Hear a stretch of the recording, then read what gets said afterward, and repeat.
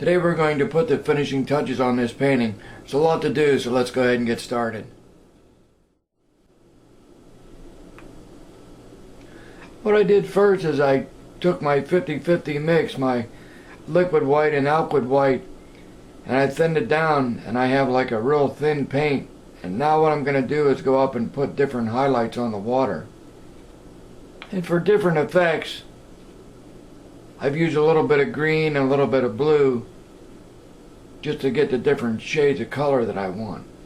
With this color, what you can do with the real thin paint is you can put the highlights on the water.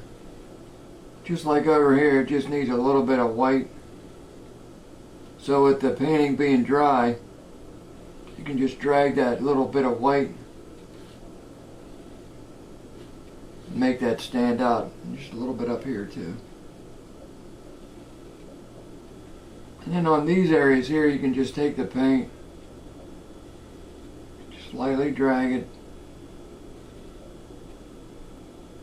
Just little movements. I know it doesn't look like much, but that little bit really makes a difference on a painting. So I'm going to take a minute or two and then put in some of these highlights. You can also use some of this thin paint to accent some of the water feature down here. Just lifting the brush up and tapping it and moving it all over the place just adds to the water down there. You just put some of that paint on it, just let your brush just find its way around down there.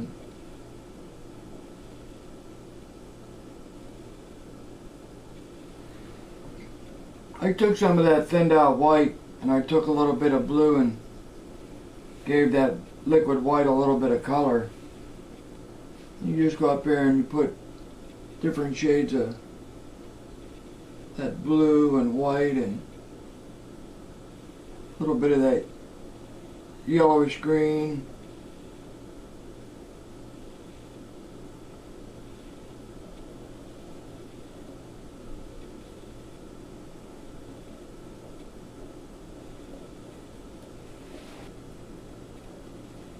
That's about it for the water right now. And what we'll do now is we'll just go in and put some more highlights on the rocks, and we'll put some green moss and different things like that on there.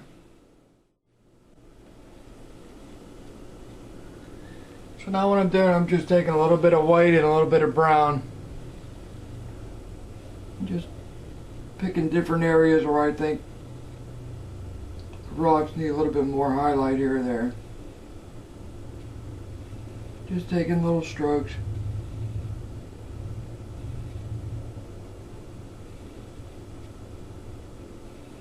Just where the sun, just hitting the very top of these rocks.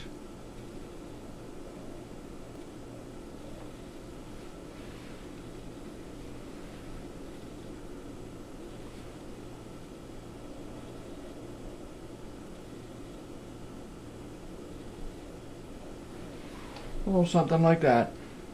Now I'm going to go in and put some moss on the rocks.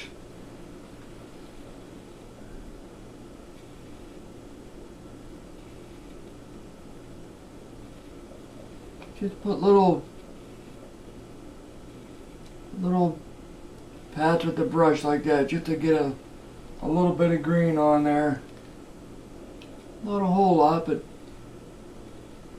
just enough to let you know that something's living on there. Well, I'm going to zoom in on different parts of the painting now that it's finished and explain how the different effects work. The first one I'm going to talk about is the little pink areas up here in the sky. What that does is it really warms up a painting. And like I said before, you have to be careful of putting the red color in a painting because that's where it draws the eye. So when you're looking at this painting, being that I have a little bit of red right here and I have a little bit of a reddish pinkish tree right there, it just brings the eye right through the center of the painting, right up through the crick, right into that painting. So that's why you put that little bit of red up in there. In this part of the painting, it was very important to get the background colors correct. That when the eye follows up the creek and it looks along the land area, it looks like you can go right up underneath the trees. It gives you the illusion of depth in your painting. And the last thing I want to talk about is the foreground.